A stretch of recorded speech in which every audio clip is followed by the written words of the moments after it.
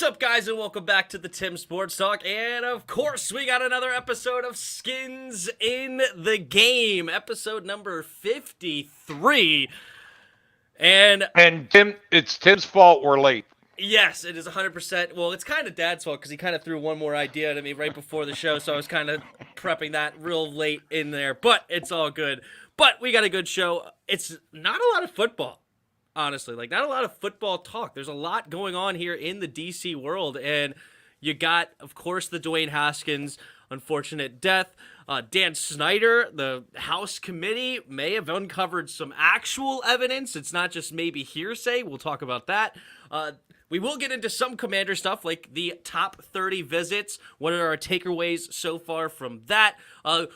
Professional mock drafters, the insiders, the guy that talks to actual NFL people, kind of have an agreement right now who we're going to take, so we'll talk about that. And then just a little NBA at the end. I thought it was a funny one. Wait, actually, maybe not. How often are the insiders right? I'd like to know what their record is. That's true. But the point is, it's usually these insiders. You know what? We'll talk about it. But I'm saying usually the insiders are not just going off what they think. They're usually going off what they're hearing. But yeah, we'll definitely talk more about what that's going on. But of course, like every show, we're going to start with the dad joke of the week. All right. Well, I was caught between two, so I'm going to give you the one I thought was better. And if you want to hear the other one, you can have me do that one too. But most people are shocked when they find out how bad an electrician I am. Most people are shocked at how bad because they get shocked because, yes, I got it. Yeah, you got it. That's rough. Do you have another one you said? All right. Well, the other one was my boss asked me to attach two pieces of wood together. I nailed it. Neither one of them was good. We got two for today. You got two dad jokes for you. So anybody that late missed it all, but yep. Fourth and Inches in the chat. What's up, bro? I need to get you perms. Is that what it says? It's letting me post them without issues. Perfect. Okay, good. I'm glad. Go hit up Fourth and Inches podcast. He's sharing his videos in the Discord, so you can look at that at Community Videos tab and see what other people are posting around. So thanks for that. But yes, let's go ahead and what do you got? All right. Well, the first thing I was going to do, I realized, I think we already talked about this, is the only four quarterbacks in NFL history that's beat every team. I think we covered that before. So I feel like I know three of them for sure. The fourth one's escaping me. All right. Well, we can go through that real quick, and then I'll go into my maybe I have it. Brett Favre, Tom Brady, Peyton Manning, Joe Montana? No, not Joe Montana. Oh, okay. So the fourth one is escaping me. Do you want me to tell you? Should I know it? Probably. Okay, so he's right up there in a lot of records. He surpassed total yards against the Redskins where they. Oh, is it Drew Brees? Really? He beat the Saints early in his career. I guess he beat the Saints earlier. Okay, fair enough. Well, there you go. Now we know the four. All right. So the other thing that I had, which I find it very trivial, but I thought this was interesting, that they were talking about how good the Colts were in the 90s through the early 2000s in their first round draft picks. And how good they were? Yes, here's the list. Okay. Excuse me, got choked up. So in 1994, they drafted Marshall Faulk. Yeah, he's pretty good. 7-time Pro Bowler. 96, it was Marvin Harrison, 8-time Pro Bowler. 97, Tariq Glenn. Got to be honest, don't really remember him. 3-time Pro Bowler. Is he a lineman or something? Yeah. That might be why. Okay, makes sense. He's big. 1998. Yeah, he's big. 1998, Peyton Manning. Yep. 14-time Pro Bowler and a Hall of Famer. Actually, Marshall Faulk and Marvin Harrison, Hall of Famer. Yep. 1999. Want to take a guess? 99. Did they get Edgerrin James? You nailed it. There you go. 4-time Pro Bowler, Hall of Famer. 2001. How good are you? Dwight Freeney. Oh, no, that was 2002. So you Dang were it! close. Okay, 2001, Bob Sanders. Nope. Dang it. All right, this one I'm struggling with. Reggie Wayne. He was drafted that early? Yep. Wow, I thought he Six was six later for times some Pro Bowler. reason. I was So thinking Reggie Wayne late, right before you said it, but I was like, no, I think he's later. But okay, 2001, nope. fair enough. And I never verify these. Maybe they're full of crap, but Yeah. but that's what I got. Yep. Interesting. Okay, that is one heck of a run of first-round picks, wouldn't you say? Like, good night. I mean, that's just Hall of Famer after Hall of Famer after Hall of Famer. Yeah, like half of them were Hall of Famers, and Probably most more. of them. I mean, Reggie Wayne and Dwight Freeney will probably become Hall of Famers one day. I mean, they have Right. Super Bowl victories. They were phenomenal at their craft. They could have been like a 6 out of 7 in a row Hall of Fame first-round picks, except for that offensive lineman. But you said he was a 3-time Pro Bowler, so still a pretty dang good pick. Yep. Wow. What do I got? Wait. I have to ask you. So what do you got? There you go. That's a good one. That's how we should ask this. It doesn't sound. It's not as impressive when You you know- say, "What do I got?" Yeah, fair enough. I know you don't watch a lot of NBA, but I thought this was a funny story. So I was going to put it at the end. I'm just going to put it here in my what do you got. So Patrick Beverly, who was just let go by the Los Angeles Clippers. He was a high-level defender for them, really a somewhat decent-sized piece, usually a sixth man of the year. He didn't always start, but a really big piece for them, especially defensively. They let him go, and he ends up on the Minnesota Timberwolves. Well, the Minnesota Timberwolves and the Clippers meet in the play-in game to get into the playoffs. Clippers are big favorites. Timberwolves haven't been to the playoffs in 3 or 4 years. Clippers, of course, have Kawhi Leonard and Paul George and all that crew.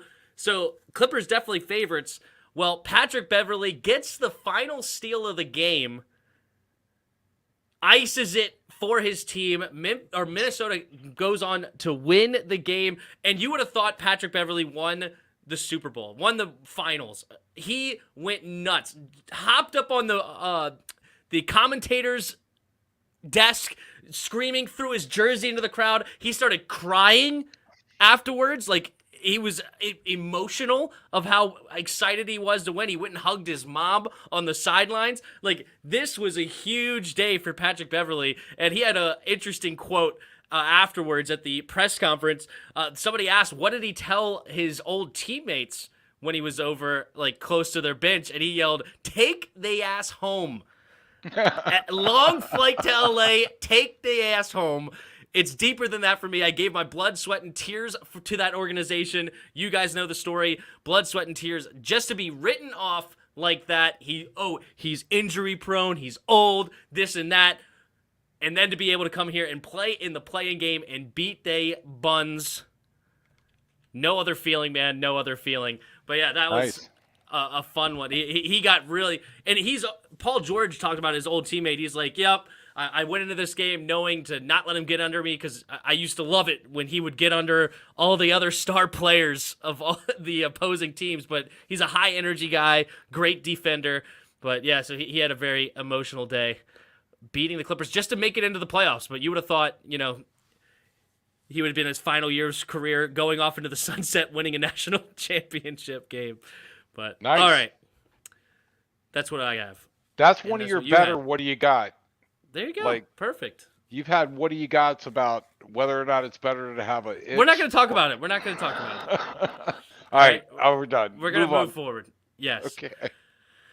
All right, we're going to talk a little bit more about the Dwayne Haskins death. It's still very murky of what went down. There's not really any new information, only about what I reported when I talked to Corey a couple of nights ago, that a guy that apparently saw Dwayne Haskins on the street or on the highway walking, where cars were actually almost running into this caller or to this witness.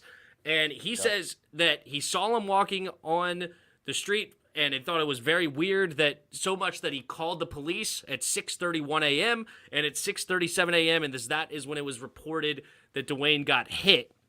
So some point between 6:31 and 6:36 or 6:37, he got hit. It still doesn't know if he was just walking on the side of the road, if there was a car. There's rumors that he ran out of gas. None of that has been confirmed. The police are keeping everything under wraps. They're not talking about what exactly went down. But my dad has an interesting perspective. He did lose a brother at a very early age. What was he, 32? 34. 34 in a car accident as well. So he would have an interesting perspective on a young death, and especially in this kind of a way. So give us your thoughts on this Dwayne Haskins death. Well, and as far as Dwayne Haskins, I'm not sure we'll ever know exactly what was going on.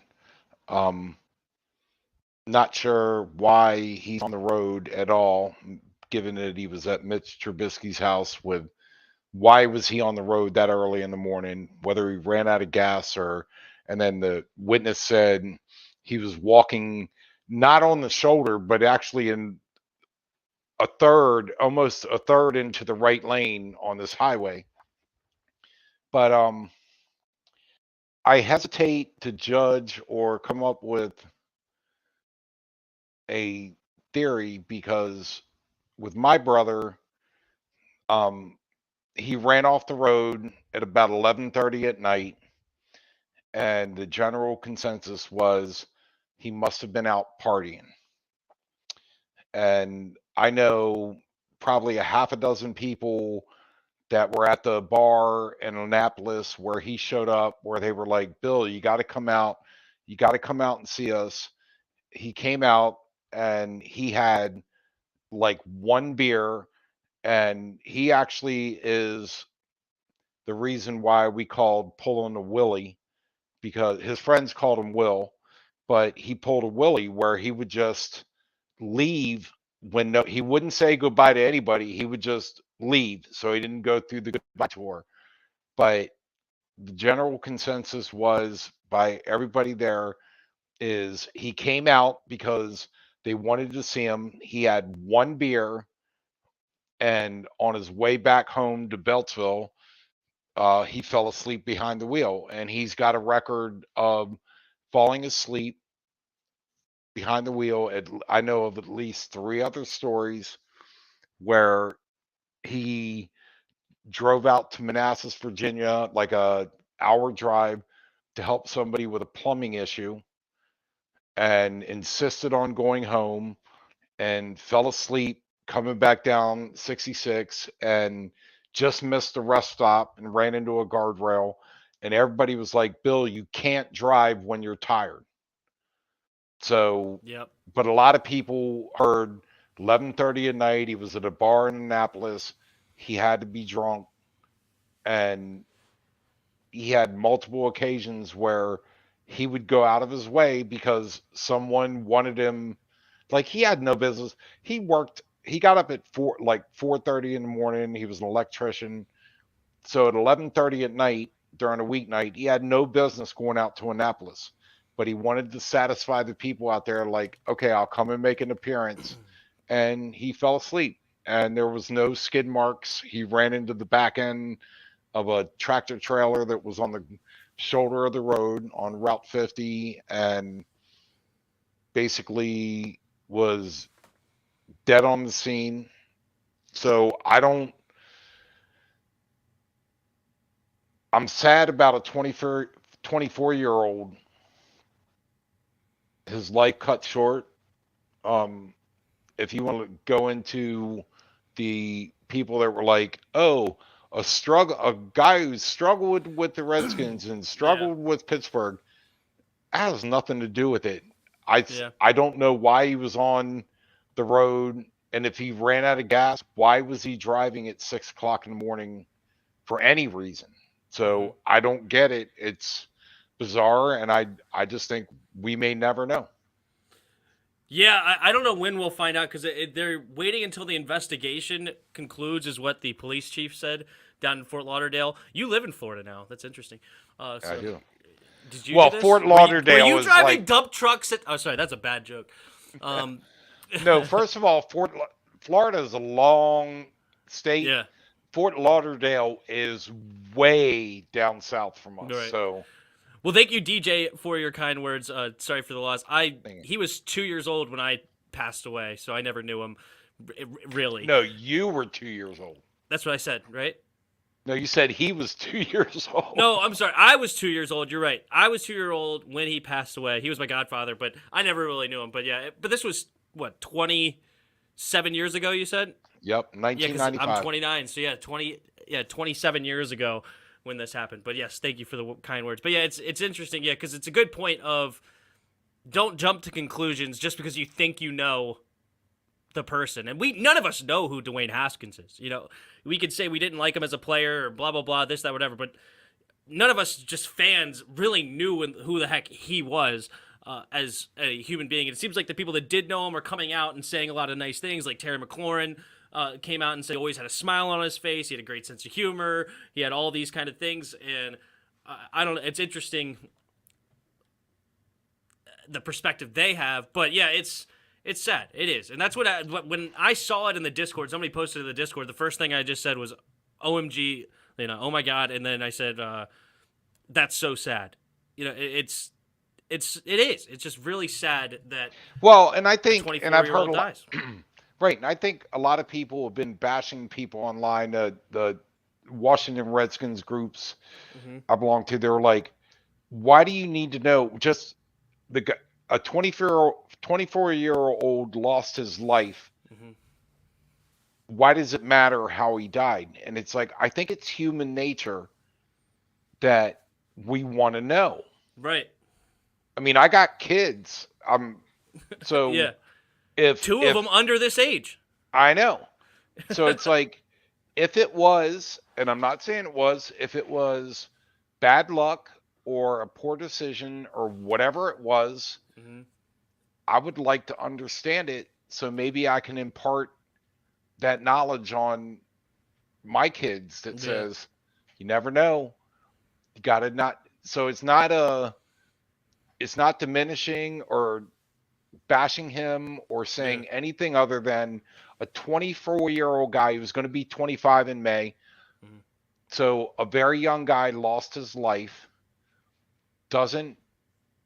We don't have any understanding to why, and I think it's human nature Mm-hmm. to want to know why. Yep. What happened? So again, maybe we can prevent somebody else from being in that situation. Right. So yeah, that's very common for sure. Did you see the comparisons of this to Sean Taylor? They were both first-round picks for Washington. They both were 24 years old at death, and both of them in Florida, where they didn't live there consistently. Of course, Taylor had a house down there, but he was supposed to be with the team. Freak thing that he ends up down there, and then now Dwayne Haskins, he of course has living in Pittsburgh now, and then he ends up in Florida in a case where it's not, he obviously, I guess you could say, should be there because he was working with his teammates, but it's just an interesting perspective. And yeah, we've had 2 first-round picks die in the last 20 years. Less than 20 years. What in the world? Let alone, like, not just 2 busts, 2 people have gone in the first round. I thought that was a wild stat, I guess, because how many other teams have had 1 first-round player die? Let alone 2. Yeah, Washington. That's add to the list of crazy things that Washington has happened. yeah, how many has had 2 quarterbacks Yeah. totally bust a leg up and screw them up? But yeah, exactly. Alex Smith's and Joe Theismann's leg, the same injury on the same yard line, the same situations, the the same end score of the game. The tackles are out, and I'm sure you could probably. I just did like a surface level thing of the comparisons. I bet you could find even more crazy, weird comparisons of how in the world does this happen to 2 different 24-year-olds in 15 years apart, roughly, whatever it is. 07, yeah. So 6 months from now, 4 months from now, it'll be exactly that long. So just wow. Well, yeah, and again, we want to know. Yep. Sean Taylor, look,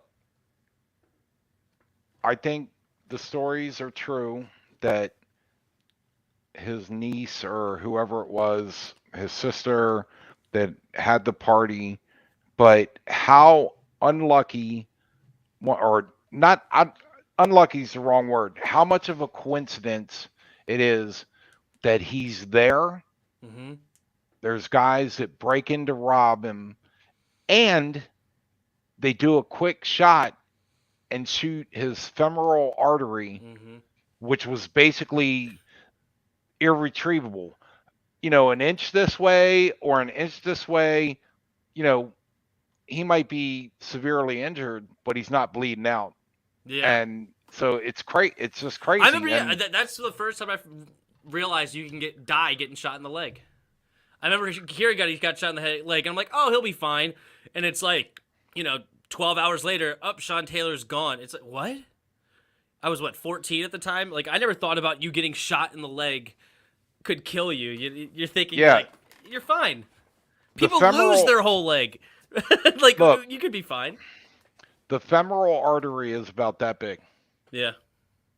But so again, an inch this way, Yeah. an inch that way, they don't hit. But they hit that Mm-hmm. right below his groin where he was in the hospital still alive. And Mm-hmm. Clinton Porter said it. He was like, they couldn't pump blood in fast enough to save him, and they couldn't clamp it off because of where it was. But again, this much. Yeah. And this is not a guy that was aiming for it. This was just someone that ran into Sean Taylor and shot him. Yeah. And the bullet went to one of the few places that, even though he got quick medical care, they couldn't do anything about it. And I was with you. I thought, oh, he got shot in the leg, and they kept coming out and said it's very grave. It's like, okay, but hey, you never know. And it's sad. Well, it is very sad, but alrighty. So enough of the downer talk. Let's talk something more positive. Well, we don't have that. We got Dan Snyder news. Dan Snyder, the House Oversight Committee of Congress of the House of Representatives, sent a letter to the Federal Trade Commission alleging that Dan Snyder may have broken the law. And there's definitely more going on in here. But it's interesting, okay? So basically, House has been investigating Washington for months now, ever since they've got their hands on this, the sexual allegations and all this kind of stuff. So they've been investigating into Washington for quite some time. But when this allegation come out, they started digging into the emails in a different direction. And Congressman Raja, you ready for this last name? Krishnamurthy. Okay, I'll take your word for it. Yeah. I have no idea how to pronounce it. Can you see this name? Like, that's an incredible last name. Did I say it right? Krishnamurthy. Raja Krishnamurthy. As I told Cranes, I guess Crane is some sort of journalist, as the Washington Commanders maintained a culture of sexual harassment and retribution for their employees, they also apparently cooking their books at the expense of the league and fans. So apparently at least 2,000 fans have been tied into this, where very interesting, where I'll go ahead and get rid of this, but 2,000 fans may have gotten cheated in some way. You were a season ticket holder, but unfortunately you weren't a real season ticket holder, I guess, because you were buying through somebody for a long time, and then you've just became an actual season ticket holder in the last few years. But you may have been cheated. Yeah, but you know what? Look, the NFL doesn't care about that. The 2,000 or however many thousand of fans that got cheated, that's not what they care about. What the 32 owners cares about the other owners that he cheated out of millions of dollars, and that's going to be his. You know what? He can screw fans as long as he wants, and the other owners don't care. But he screwed them out of money. Now it might be a problem. Yeah, it seems like it's got to be inevitable at some point, right? Like, there's something going on behind the scenes, and whether it be just there is actually that much dirt, or somebody is trying their darndest to get him out of ownership. And I'm here for it. I'm happy about it. Jeff Bezos. Well, look. Yeah. If I'm not mistaken, a lot of these stories are coming out through the Washington Post. Jeff Bezos owns the Washington Post. Yes, So, true. and he wants the team. So, and I'm not saying he's making it up. I'm not saying he's wrong. I'm just saying this is a guy that's got a lot of money Hmm. that really wants this team, and he's using every lever he has to pull the trigger. And I'm not saying he's making up stuff about Dan Snyder because he doesn't have to. There's plenty there, but he is there. Like, get him out of there. That's my opinion, which is probably wrong, but Yeah, I didn't know who was actually the one that interviewed Jason Friedman, or where did Jason Friedman go to? Jason Friedman, the sales executive that initially put these allegations out, who worked with the team apparently for 24 years. It doesn't say in this particular article where he took it to, but it could be funny if they did end up taking it to Jeff Bezos and the Washington Post. But yeah, the committee. What sucks for me. All right, so I'm hopeful that this gets him knocked out. Right, I'm hopeful. But the problem is they're still using words like appears to be a scheme to cheat fans. right. May have, allegedly. They're still caveating. Oh, the good old legal system. They got to do that. Yeah, they're all still caveating all this. And yeah, maybe it will be like if you say that he definitely did do it and blah, blah, blah, you could have some sort of, what's the word, defamation lawsuit in some way where I don't know. Maybe that's all it is. But I do kind of worry about, especially in today's climate, everybody hates Dan Snyder. The sexual allegations, especially the Democrats in the House, they have a vendetta against him, especially with all this, I'm sure. But a lot of people just have vendettas against Dan Snyder for all over the place. Is this more just smearing, trying to smear him enough in mud to say, to have the other 31 NFL owners say, you know what, it's enough. Whether it's true or not, there's too much bad publicity here, too much nonsense. And is this just another attempt to actually defame Dan Snyder in a way? And he may actually have a suit here, but do you think it's actually true, or because they're using this language that they actually may not have as much as they claim to have? We've also heard those things before.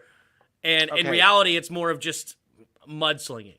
Well, and it could be, but let's visit the legal system Mm-hmm. for a little bit. And I'm not a legal expert, but I can Mm-hmm. tell you that when the police arrest someone, when the police get a search warrant, when the police suspect somebody of bad, and they probably have a lot of information, but they have to say is alleged to have, or there's, they cannot come out and say, um, so we've arrested so and so who's guilty of this, because until they face a jury or a grand jury or a congressional board who makes a judgment, they're not guilty yet.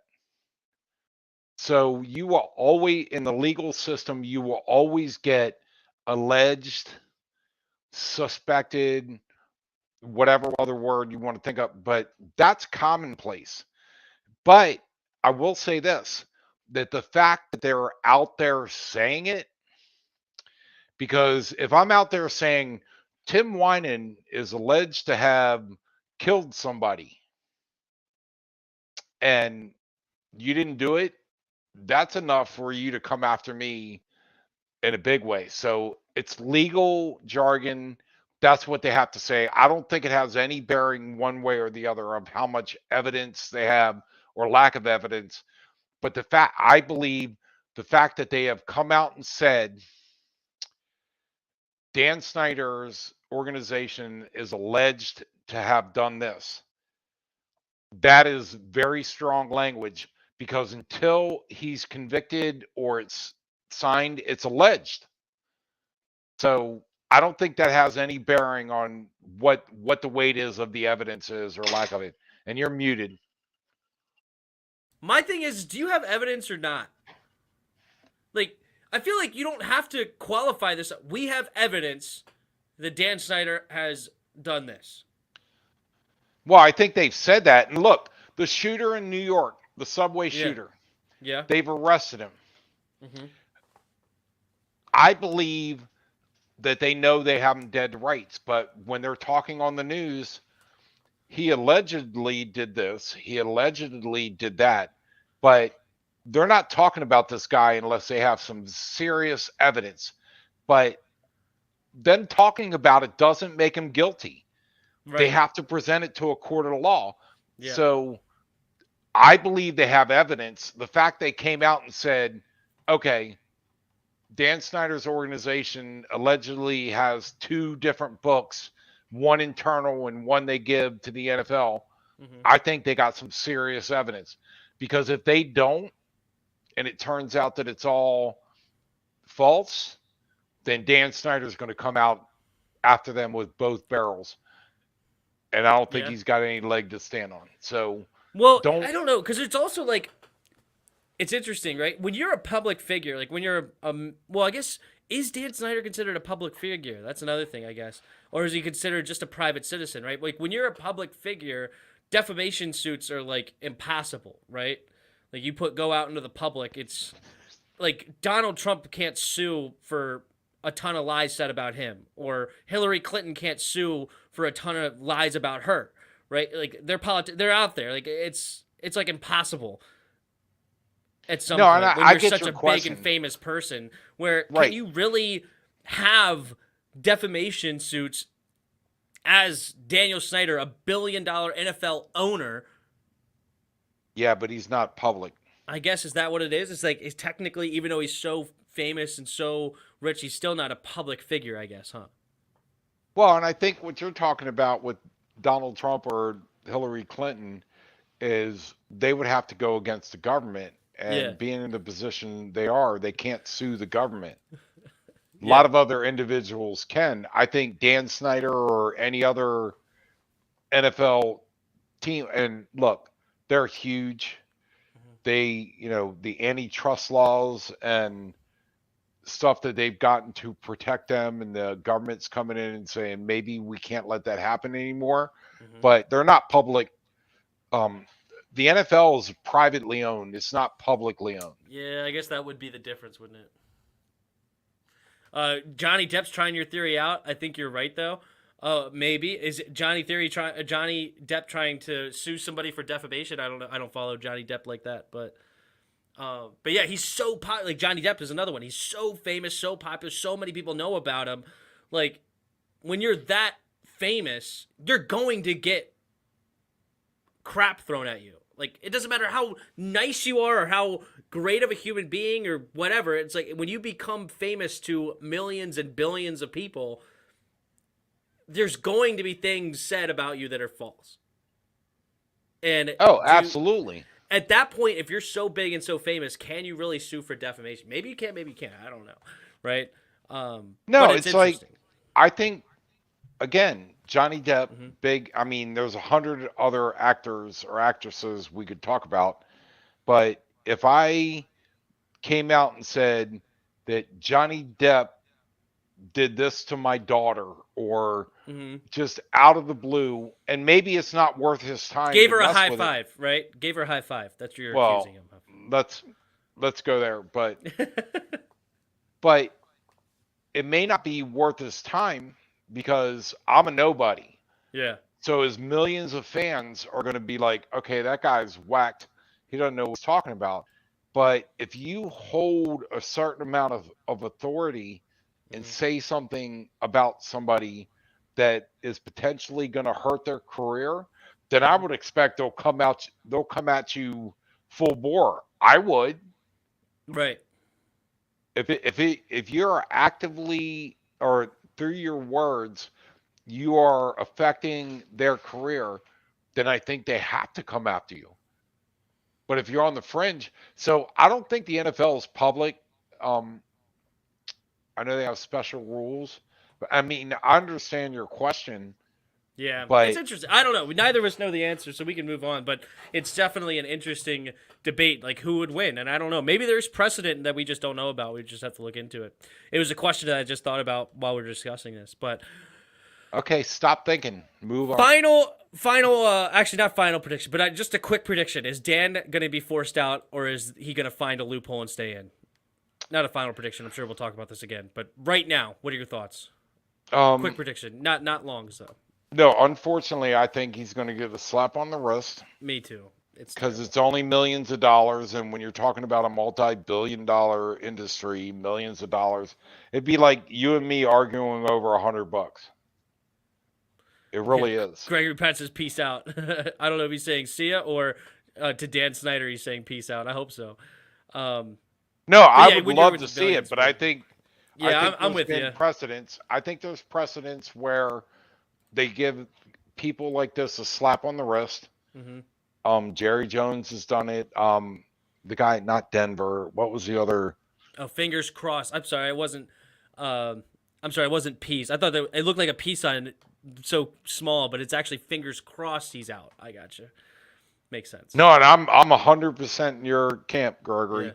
I hope so, but my logical mind says nope. It hasn't affected the Shield enough yet, and until it does, he's Teflon.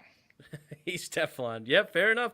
We'll see, and that is what's going to kick them out if the owners have decided that he's too much of a crap stain to stay in. But all right, let's actually talk about football a little bit. Why not, Oh my right? God! I almost forgot football existed. No, Yeah, go we're ahead. 36 minutes in and we're actually going to talk a little football. And here we go.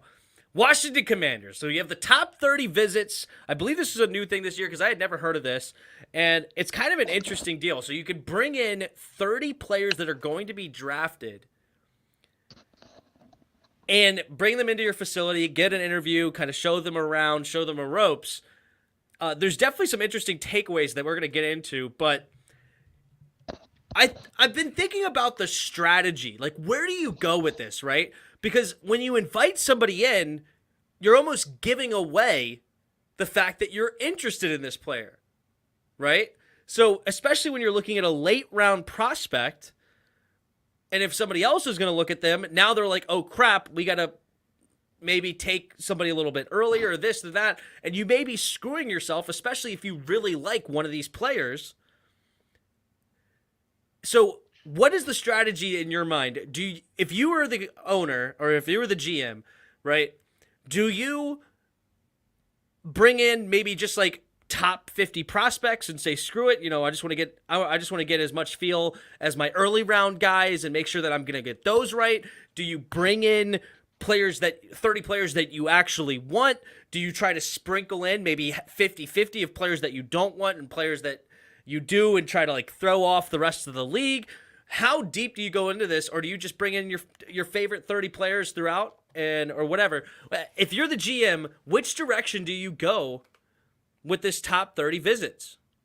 So, okay, I have a couple questions. Mm-hmm. Who assessed these guys as the top 30? Was that the Redskins or Commanders? Well, Sorry. the NFL is just calling it this for some reason, but it's supposed to Okay, be your top 30 visits. Like you can bring in whoever you want, but you bring in your top 30. okay, so each individual team assesses who their top Exactly. 30 is. Exactly. So it's not the Okay. same players going to all the leagues. It's you invite them to your facility.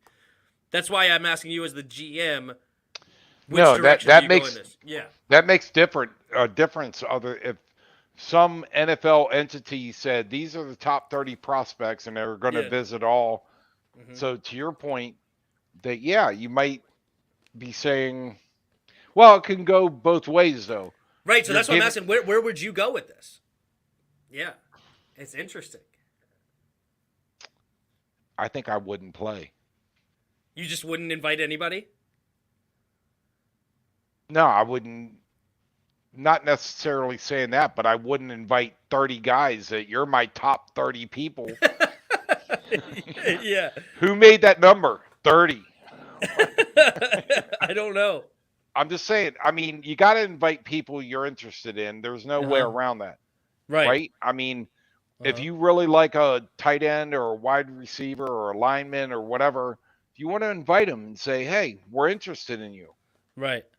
But if you have to invite 30 guys where it's like, how many of them are invited by other teams? Mm-hmm. So I don't know. I don't. I mean, I don't think it's tragic, but I think it's a very arbitrary number. Invite your top 30 to your facility. Yeah, so I was thinking about this, and yeah, to the real Jeff Cigar, not when every team is doing it. It's a chess game at the end of the day. Yeah, like people have invited Absolutely. different numbers. It's not like you're forced to invite 30, right? Like right now, Washington has invited 14 out of 30, 40 out of 30, right? Only us. I mean, we're cheating again already. Immediately after allegations, we're bringing in 40 instead of 30. No, 14 Call out of 30. Congress. Call Congress, yeah. We brought in 14. Some other teams look like they've brought in maybe a few more. On this list, the Rams have apparently brought in nobody. Granted, they don't have like any picks, so I don't know maybe if that has something to do with it. Dolphins have only brought in 4 guys. Niners have brought in very few. They've only brought in 4 guys. So it is an interesting deal, right? Now, I feel as though I would use this, right? I would like to get interviews of 30 people, especially when a guy like Rivera talks about how important it is for him to sit in front of a person and you see when you ask them a question of how their body language is, are they engaged, are they not engaged, or whatever, do they seem confident, do they lack confidence, this, that, whatever. So I would use these 30, right? But I think how I would play it is I would bring in only top 50 prospects. Like, only the top, not, like, and I would probably find some lists out there of, like, maybe the top, the first 2 rounds of prospects, according to, like, the mock drafts that people are going on. So people, like, there's no surprises here of who's going to go in early. Right? And why would I do this? You're not giving information away. Like, everybody likes these top 60 players or top 50 players, right? So you're not giving away deep information of like, oh, this 256th prospect that you really like, and now you're giving away that you're bringing them in like, oh, Washington is interested in this guy that could go in the 5th or 6th or 7th. No, I right? get what you're saying. And then you add another thing. So most likely so we have pick number 47 and number 11. If you look at the 30 picks, you know what's not going to be available for you, right? Like we know that, what's his name? The top defensive end. I can't think of his name off the top of my head. There's Thibodeau and there's somebody else. You know that the guy from Michigan, you know he's not going to be there because he's probably a top 2 pick. So you don't have to invite him. You're just not ending up with him. And there's probably some other tackles and some other things that you know you're not going to get. And then there's probably other guys that are going to go in like, they're going to go in like the 20s range that you're probably not going to have any chance of getting. So now you go with people that could end up at pick number 47 and at pick number 11. And you bring these guys in to get your best feel for your top 2 picks. Okay, so you're going the direction of the team's doing it for the team's benefit. I'm thinking, yeah. I mean that you're basically bringing in the guys you really want, and you're doing it for your benefit. I was looking at it more of an angle of kind of college, where you bring the top 30 prospects to your great Michigan, Ohio State, USC, Florida, where you're bringing them in to say, hey, you want to play for our organization. We're going to show you what we have, and you're going to really like it. Right. So you took the other angle, which is valid. I'm not saying it's not valid. Like, it's not the same because they don't get to choose where they go. I mean, they do in a sense. Like, you can have, like, the Eli Mannings that say, I'm not playing in San Diego. Don't draft me. I'm not playing there. Like, you can have certain players, but for the most part, most of the players don't really have a choice of where they're going. So I'm doing it for me, and I'm going to use these interviews and use this time to try to give myself the best opportunity to hit on my 1st and 2nd round picks, because those are your 2 most important picks, right? Everybody agrees. If you miss on those, you're really screwing yourself. You want to hit on first and second rounders. You want the Colts draft of 96 to 2003. Not that the Redskins have ever had a problem with that. So that's how I would handle it. But I was curious. I was thinking about that, so I wanted to talk about that a little bit. How the team is handling. Okay, go ahead. Sorry, I was going to say, but what's the point of bringing them in? You've seen them at the Senior Bowl. You've seen them at the Combine. What are you bringing them? What are they showing you when you bring them in? What are they showing us? Well, it's an interview process, and basically, it's just another close-up interview. I don't know exactly how they work because I've never. No, but I'm saying we get that. Yeah. They get that option at the Combine, and they get the option of talking to all these players. So, is it the guys that got through the first interview and are like, well, yeah, they're pretty good. Now we want to bring them into our facility and really drill down. It's an honest question. It's not a gotcha question. It's like, I want to know, what is the hope? Yeah. So real Jeff Cigar. See, this is some people would take it this way, right? Pick the 5 below and 5 above prospects at each pick. That's 20 right there. Sprinkle in another 10. So I guess no, wait. He must be talking about each pick as in your first and second round pick, not the later round picks, because you don't know who's actually going to end up at 47, right? Last year, a perfect example of this is Jeremiah Owusu-Karamoah. He was a top 20 pick according to the experts all year long, like the whole offseason. He was pick 14, 13, 18, 16, 12, this, whatever. And nothing really came out of why this guy would fall, but he ended up being pick number 51. Right. Out of seemingly nowhere. There wasn't like an allegation. There wasn't bad metrics. There seemed to be, everything was in the positive for JOK from what everybody knew, and yet he found a way to go from pick 15 on average to pick 51. So you don't know who's going to be there at 47. So you want to be prepared, which is why I'm saying pick the 30 players out of the top 50 that I want, and I'm going to try to get those guys at pick number 11 and pick number 47 and use those opportunities. Because you also know what positions you're not going for, right? Like, we're probably not going to go, I don't know, what's a good example? Well, we're not going quarterback, right? We know we're not going quarterback, so we don't need to talk to. We're not going place kicker. Yeah, we're not going place kicker, right? You don't need to go into there. So you go for those. So that's why it's kind of an interesting take. And I think that that's also the best way of not giving away information. Because as I said, of course, your top 30, or these 30 players that you're bringing in, of course you're interested in them. Right? They're top 50 prospects, right? Like, that's not a surprise to anyone. Like, oh my God, can you believe Washington is into Chris Olave? No way. That's impossible when he's projected as like the first receiver off the board. So bring him in because he's a guy that you may be interested in. So that's how I would handle it. But the team is not handling it that way. So here's who we brought in. And I don't know how often CBS updates this because this is the same list that I had on Monday. I can refresh again just to make sure. But we're just going to go with this list because it's for some reason hard to find who are the 50 prospects that these teams are looking for.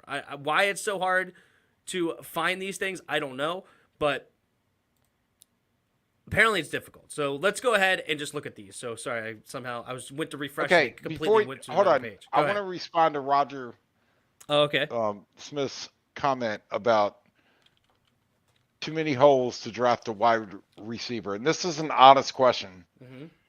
What are the elite positions in the draft where there's not 50 guys you can pick from? I mean, quarterbacks, I think quarterback is obvious. 50 guys is probably high, but there could be 10 solid guys at every position, or 15 maybe, that you could be really happy with. Really? Okay.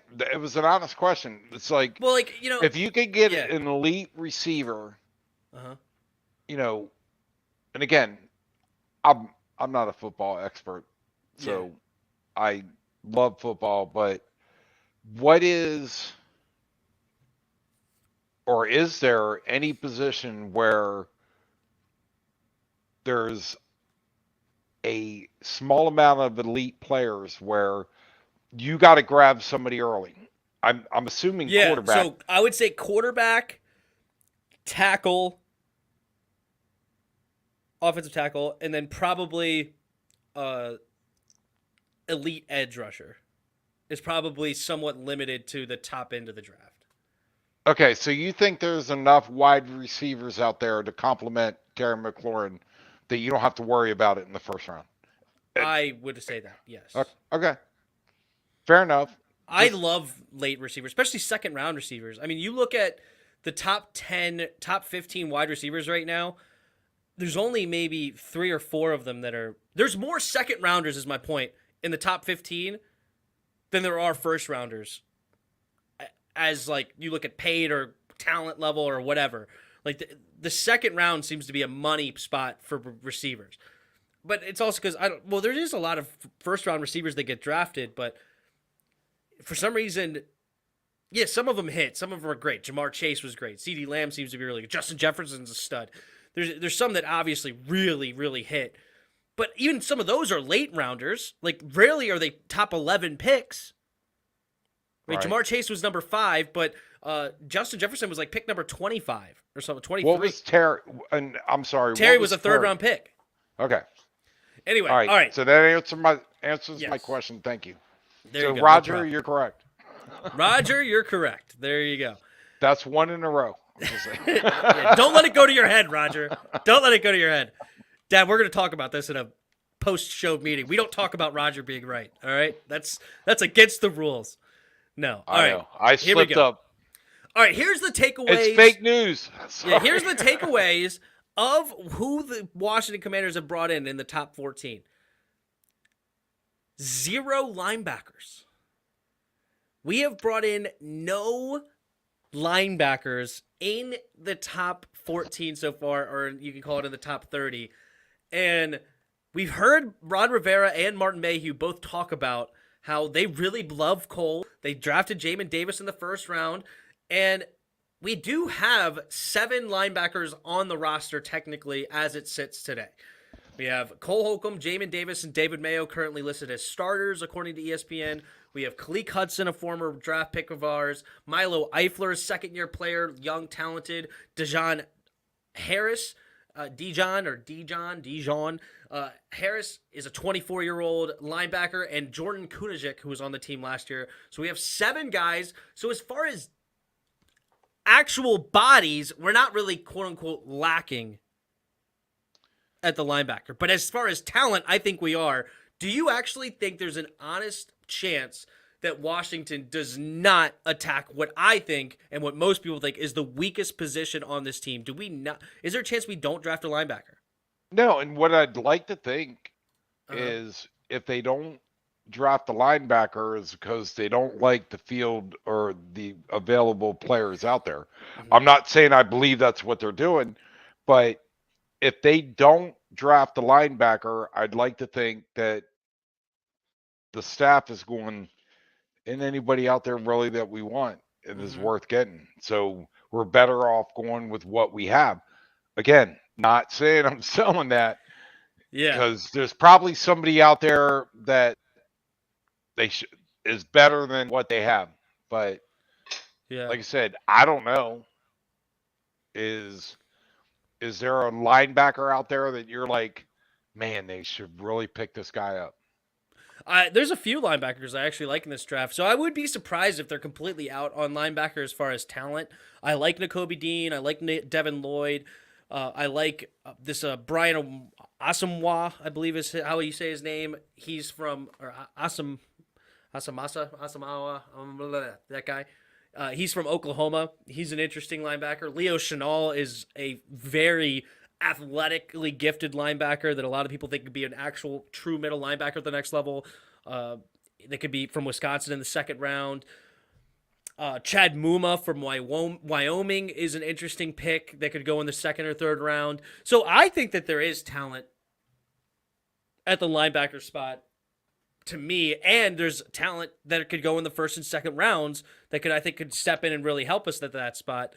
But it is interesting, and maybe they're taking the tact of, we know we're going linebacker, but we want to give nothing away. We don't want to sell anybody where we're even thinking about going linebacker. So we're not bringing in Nakobe Dean.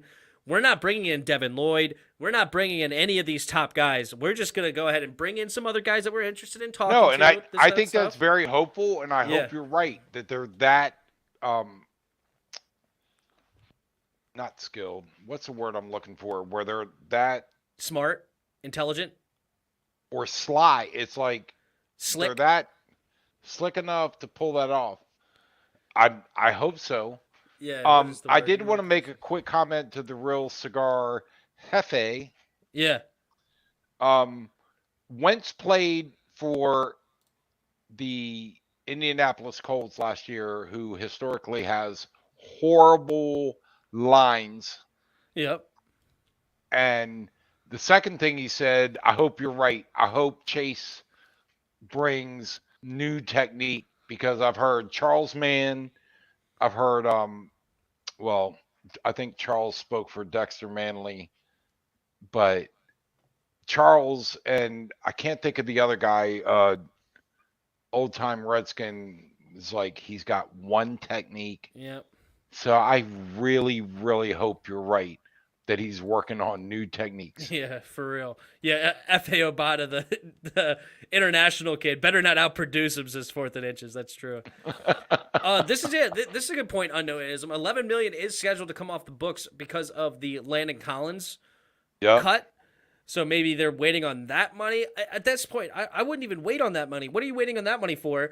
Just leave that money for the free agents that you may pick up throughout the season that you need to add on because of injuries. Matthew, what's the guy's name? Matthew, Tyrann Mathieu, the safety. Yeah, he's still out there. Yep. He's still out there. Yeah. We need a franchise shutdown corner too. Our corners were horrific last year. We could go corner. But all right, more interesting things from here. So a position that maybe a lot of people think that we don't need, which is, I believe, including you from last week that we talked, that you were not interested in this running back position, but we have brought in 3 different running backs, and 2 of them are projected to go in the second round. So we're looking at top-notch running backs, not just late-rounder floaters. We're looking at Breece Hall, who is an absolute stud from Iowa State. He's got great size, tremendous speed. I think he ran a 4.38, and he's like 6'1", 220 pounds or something like that. This guy is definitely interesting, and he had stats through the roof, like super production over there at Iowa State. And then Kenneth Walker from Michigan State is actually, on some people's boards, a better prospect than Breece Hall. I tend to disagree because I think Breece Hall is that good, but we did bring in these 2 guys, and then another guy named Tyrion Davis-Price. Haven't looked into him from LSU, but he's, according to what I have looked into as far as like the projections, he's like a late round pick.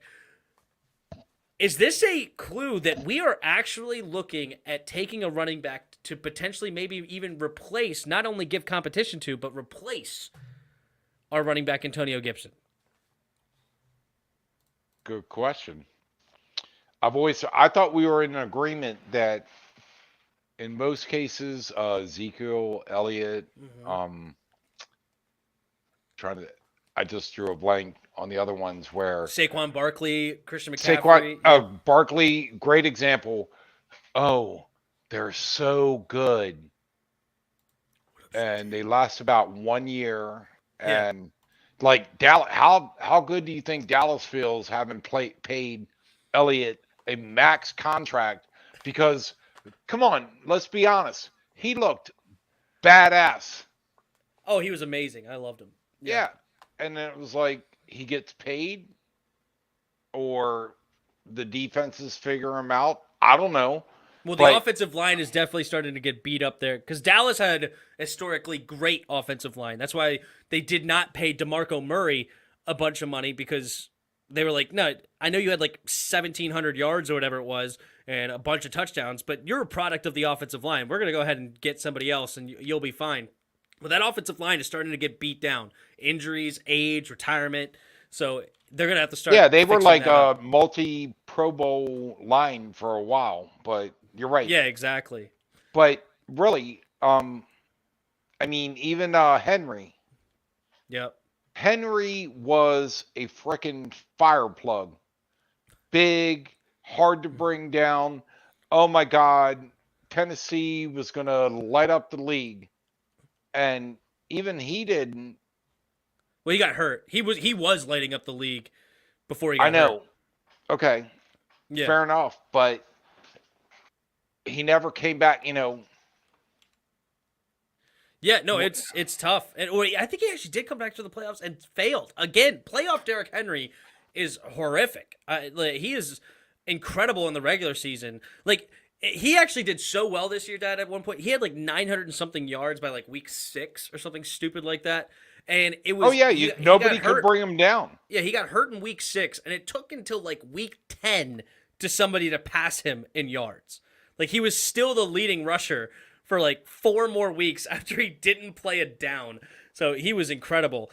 But yeah, it's interesting. I want a running back, but I want a running back later. The only way that I would be interested in one of these second round running backs is if we trade back in the draft and add a second round pick or something like that, or add an early third round pick where now we have an extra capital to go ahead and spend on a really talented running back, but 1,000% fourth and inches. You never pay a running back, and I wouldn't even pay Derrick Henry, even though I think he's great, but you never pay a running back because they still continue to win games without him. Well, but the question is, or my question is, I shouldn't say, not the question. Mm-hmm. Are we past the running back with longevity? I mean, Oh, Adrian 100%. Peterson that played at a top level for 10 years, Mm-hmm. 9 years. When's the last running back we've had where year after year for like 10 years is In the top this guy? 5 of all the stats. Yeah. Yeah.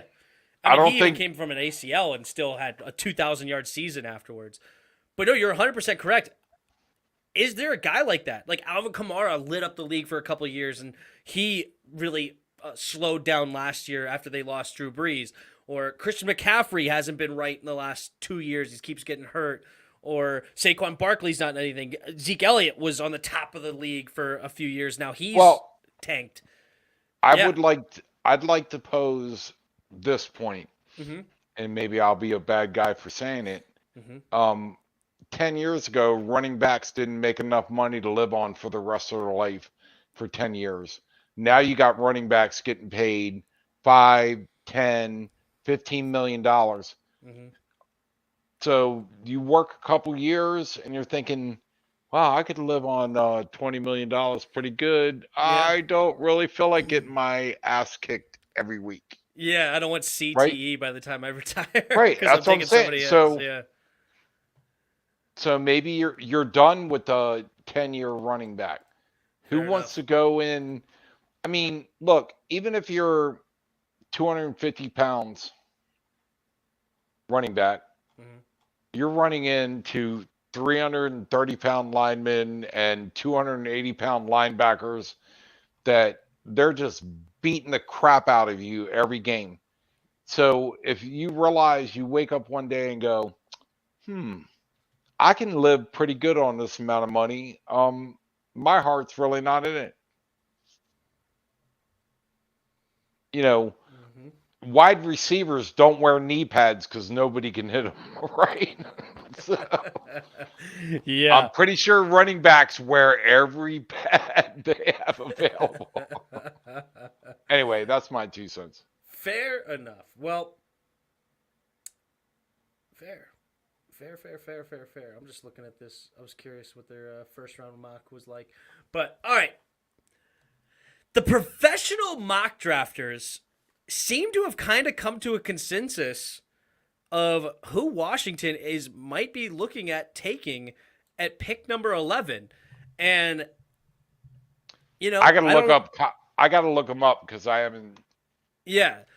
And it's Kyle Hamilton, Mel Kiper, Jordan Reed, not the one that played for Washington, but insider, and Peter Schrager all have Washington. Actually, no, excuse me. Jordan Reed had us taking Drake London, but Daniel Jeremiah, another respected mock drafter, all have Washington ending up with the freak of nature free safety, 6'4". Like everybody's saying, he is the next top dog at safety. He's very diverse. He could play versatile rather. He could play free and strong. You can even maybe play him in linebacker in some situations, nickel corner. He is very versatile, has great length, but he did not run a very good 40-yard dash. He ran like a 4.7 40-yard dash, and it seems to get him falling down the boards. Most people thought he was a top 3, top 4, at worst, top 5 pick in this draft. And now he's fallen to pick 11, and people think Washington is going to scoop him up. Safety? You really think we may take safety after we just paid Bobby McCain and we have Cameron Curl, the next great young safety coming out? Safety? You think safety might be the pick here?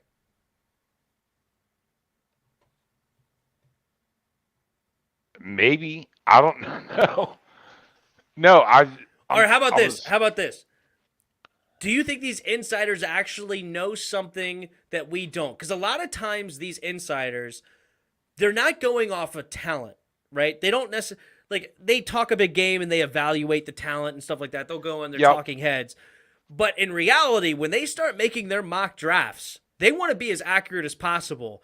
So they don't rely just on their eyes. They talk to people. They talk to executives. They talk to front office people throughout the league, talk to coaches, and get a feel for where do they believe these players should be in the draft. So do you think that there is something being leaked, or do they just all of a sudden they're just going off of each other? They're just bouncing off each other maybe? Or do you think that this is, maybe it is being leaked, but it's fake news maybe?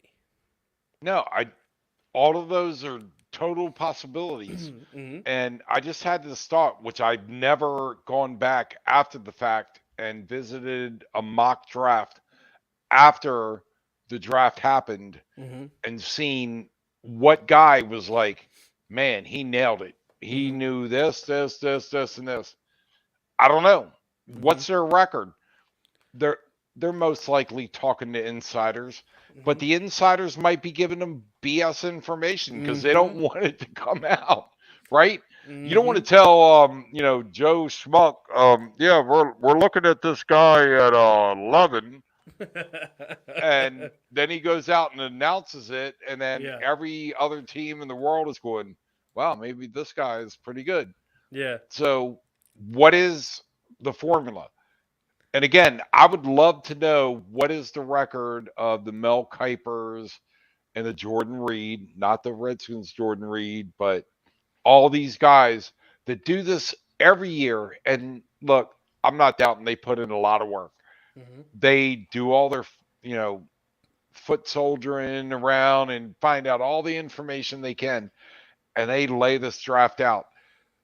I would love to know what their record is over the last 5 years.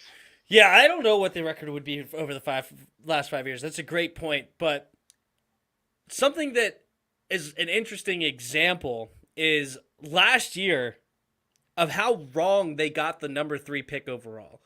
And in reality, there was no real reason, if you're talking to people, to get it wrong, right? Like, San Francisco knew that Trevor Lawrence was going to be number 1. Zach Wilson was going to be number 2. That was basically a foregone conclusion, right? Everybody knew that. Right. The teams knew it. Everybody knew it. So there wasn't any reason to lie, to mislead, to try to deceive of who San Francisco was going to take at number 3 when they traded up, and it was obvious that they wanted a quarterback because they traded up from pick number 11 all the way to pick number 3. Well, all the reports leading up to the draft was that they were going to take Mac Jones. Like, Mac Jones was the pick, right? Ever since the trade was made, all the insiders were saying, I'm hearing Mac Jones. Mac Jones, Mac Jones, Mac Jones, Mac Jones, Mac Jones. And it was then Trey Lance. And I feel like that was the third option, because then if it wasn't Mac Jones, people were thinking Justin Fields. Well, they said screw everybody, and they went Trey Lance instead. Now, I do know that Justin Fields had something that come out right before the draft of epilepsy, and maybe football would not be good for him, like taking hits to the head and this kind of thing or whatever. So maybe their guy was Justin Fields, and then that's where they ended up falling on Trey Lance. But the overwhelming consensus was Mac Jones, and they ended up not going that direction. I have to believe this is completely fake news. I would almost bet against Kyle Hamilton being taken based on these mock drafts saying. So I don't know the record for 5 years, but I'm going to err on the side of I think that they're wrong more often than not, and this is not going to be the pick at pick number 11. Well, and look, maybe you have these teams that look, the pick they make sets a lot of picks behind them. Mm-hmm. Not all the picks, but a lot of picks. You get my point. Yep. So maybe they went in going, well, let's tell everybody we're picking Mac Jones. Mm-hmm. And we're not picking him. But all the teams are lining up based on who they think is going to be available. Then at the last second, they pick somebody totally different. Now it screws up everybody. Let's face it, they all want to win the Super Bowl, so they all want to be better than 31 other teams. So why would you? Yeah, pick, and well, when you're the third pick, it's interesting, right? Because I understand what you're trying to say, and maybe there is teams that are ill prepared for that, but I got to imagine, like, all right, you see San Francisco trading up from pick number 11 to 3, and they traded quite a haul for it. You know they're not taking anything other than a quarterback, right? You know it. And there's 3 options. All right, here's our plan if they take him. Here's our plan if they take him. Like, it's not that complicated. Andrew Luck, RG3, and who was the third one in that draft? And I said Russell to your Wilson, uncle, Kirk Cousins. Was that the same draft? Yep. I all said of them were the same draft, yeah. The pick at quarterback in the draft is less than 50% successful. Yep. And when they took Andrew Luck and the Redskins took RG3, it's like, I'd say one of them is not going to be successful. I would argue, and I know we've had this discussion because I think Andrew Luck was pretty good, but he bailed on the league, that I would say neither one of them were successful because neither one of them got them the Super Bowl, which is the ultimate success. But everybody's tied up in, this quarterback next year, I hear it. Next year, the draft is going to be filled. Way better, yeah. Oh so my God. Talent.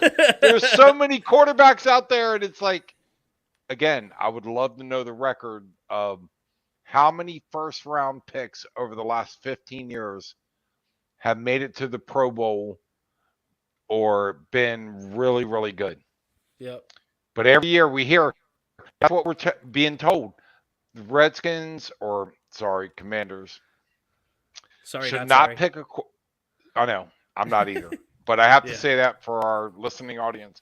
But they're saying Redskins should not pick quarterback this year because the next year's field is so much better. Based on what? Please tell me. Yeah. Right? No, it's I don't like looking at next year's draft when I'm evaluating who I should take. Now, I did break that exception for I want the certain tight end that's coming out next year, and who knows where he'll end up going as far as in the draft. I really like him though, but you gotta draft for now. You can't think about too much later, especially if it's a quarterback. You don't know where that quarterback's going to end up. Like, you could end up with pick 15 and he's going to go number 1. So why in the world are you worrying about what quarterback is coming out next year? But anyway, it's interesting, though. It's an interesting conversation, and that's a show. That's what we got tonight. And I appreciate everybody that hung out. We went for about an hour and 15. Not too bad. We know how to talk. Oh. And it was fun. Thank you, everybody in the chat. Some of us are better than others. Yeah, you're not pointing at me, so you got to use the other hand. What? I show you. You're on that side of me, so I'm doing. You're on the wrong. You're pointing the wrong way. Oh, is that better? There you go. There you go. I know. Oh, that is hilarious. But alrighty. Anyway, it was fun. Thank you, everybody. Hey, thanks for hanging out with us, guys. Yes, absolutely. Yeah, you're right, Tim. The morons will pick a dang receiver who turns into a bust. They won't take the right player. They don't have a green dot guy on defense, and if they trot Bostic out there, they'll get destroyed by tight ends. Very true. Very true. But anyway, thank you guys for being here. Thanks for watching. Thanks, Dad, for being here. It was fun. And until next time.